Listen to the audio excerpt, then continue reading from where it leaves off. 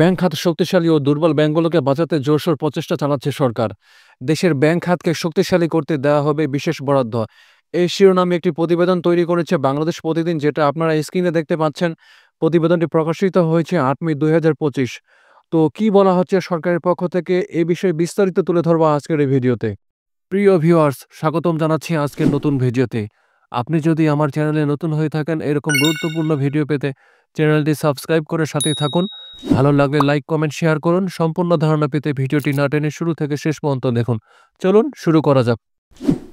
এখানে শুরুতে বলা হয়েছে, দেশের ব্যাংক খাত শক্তিশালী করতে সরকার আগামী ২০২৫-২৬ অর্থবছরের বাজেটে বিশেষ বরাদ্দ দেবে। এই অর্থ রাষ্ট্রীয় মালিকানাধীন ব্যাংকগুলোর মূলধন ঘাটতি পূরণে ব্যবহৃত হবে। এছাড়াও কয়েকটি বেসরকারি ব্যাংকে নির্দিষ্ট শর্তে অর্থ বরাদ্দ দেওয়া হতে পারে। এই তহবিল ঋণ হিসেবে বিতরণ করা হবে আন্তর্জাতিক মুদ্রা তহবিলের নির্দেশনা অনুযায়ী, যা বিগত সরকারের বাজেটে মূলধন বরাদ্দ থেকে আলাদা। আন্তর্জাতিক মুদ্রা তহবিলের সহযোগিতায় ইতোমধ্যে ব্যাংক খাতের সংস্কার করতে একটি টিম কাজ শুরু করেছে। পাশাপাশি এশীয় উন্নয়ন ব্যাংক এডিবি থেকে ৪০ থেকে ৫০ কোটি ডলারের ঋণ অনুমোদন হয়েছে। বাংলাদেশ ব্যাংক ও অর্থ মন্ত্রণালয়ের সূত্রে এসব তথ্য জানা যায়।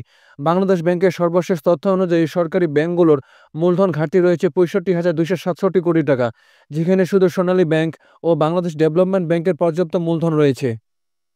সরিয়া ভিত্তিক ব্যাংকগুলোর মূলধনের ঘাটতির পরিমাণ ৫৮,৭৮০ কোটি করেছে, যেখানে ১০টি সরিয়া ব্যাংকের মধ্যে শাহজালাল ইসলামী ব্যাংক ও এক্সিম ব্যাংক বাদে ৮টির অবস্থা খারাপ।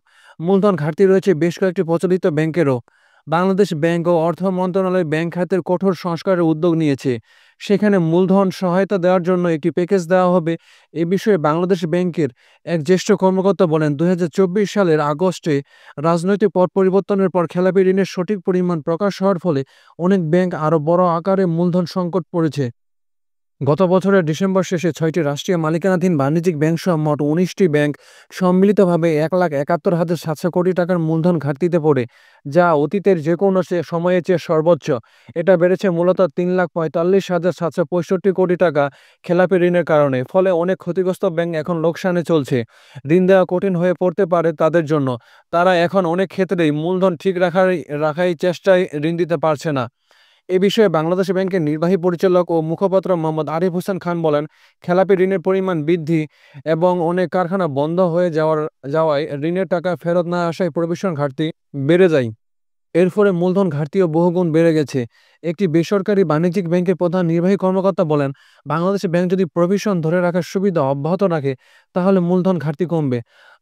আগের সরকারের সময় দুর্বল ও সমস্যাপূর্ণ ব্যাংকগুলো এই সুবিধা ব্যবহার করে তাদের মূলধন ঘাটতি আড়াল করত।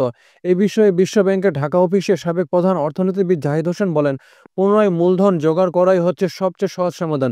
ব্যাংক রেজুলেশন অর্ডিন্যান্স পাস সহ বিভিন্ন সংস্কার উদ্যোগের মাধ্যমে এটা করা যেতে পারে। দুর্নীতিগ্রস্ত ব্যাংকগুলোতে অর্থ দেওয়ার আগে সেসব প্রতিষ্ঠানের অব্যবস্থাপনা, অনিয়ম ও দুর্নীতি নির্মূল করতে হবে। সরকার যদি পুনরায় মূলধন দেওয়ার কথা বিবেচনা করে, তার আগে ব্যাংকগুলো থেকে অনিয়ম দূর করতে হবে।